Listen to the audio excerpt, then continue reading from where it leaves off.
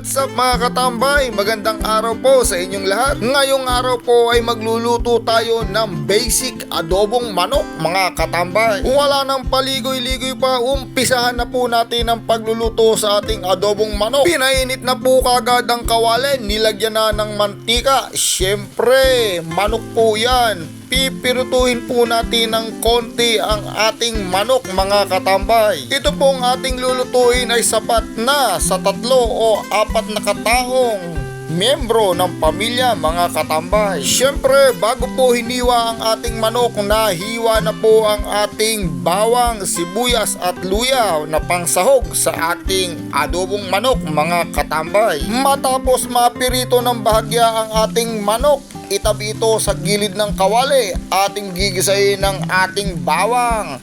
Maya-maya pa pagkahalo ng konti, isusunod na natin ang ating luya at sibuyas mga katambay. Ganyan lang po kasimple ang gagawin natin sa pag-aadobo. Nauna po natin pinirito ng konti ang ating manok. Maya-maya po ay ating halu-haluin na ang ating manok, sibuyas, bawang at luya mga katambay. Diyan na po magigisa ng gusto ang ating manok. Lagyan din po natin ng durog na paminta. Lalagyan din po natin yan ng toyo mga katambay. Siyempre, toyo ang bida sa ating adobo. Lalagyan din po natin yan ng liquid seasoning. Halu-haluin lang po natin mga katambay. Biling-bilingin lang po natin ang ating manok sa ating kawali. Matapos ang ilang saglit na pagpapakulo ng bahagya, ilalagay na natin ang ating dahon ng laurel. Pagkatapos ng dahon ng laurel, lalagyan na natin ito ng isang basong tubig. Tatakpan natin, papakuluin. Pagkatapos kumulo, halu-haluin lang po natin ng konti. Lalagyan po natin ng konting oyster sauce, pampalasa, pampasarap mga katambay.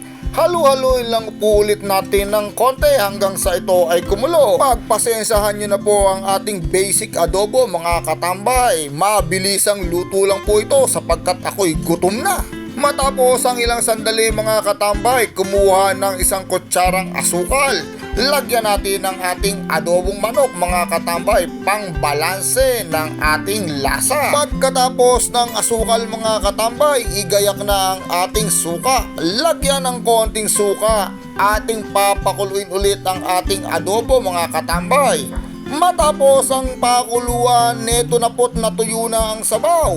Kumukulo-kulo pa, nakikita nyo naman, parang mapipirito na. At natuyo na nga po ang ating adobong manok mga katambay. Halina po kayo, sandukin na natin.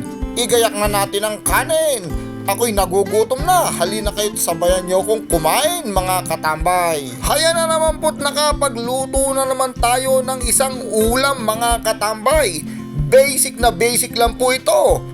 Basic adobong manok po ang aking itatawag dito mga katambay. Muli po mga katambay, ako po'y nagpapasalamat ng lubos sa patuloy na sumusubaybay at nanonood ng aming video.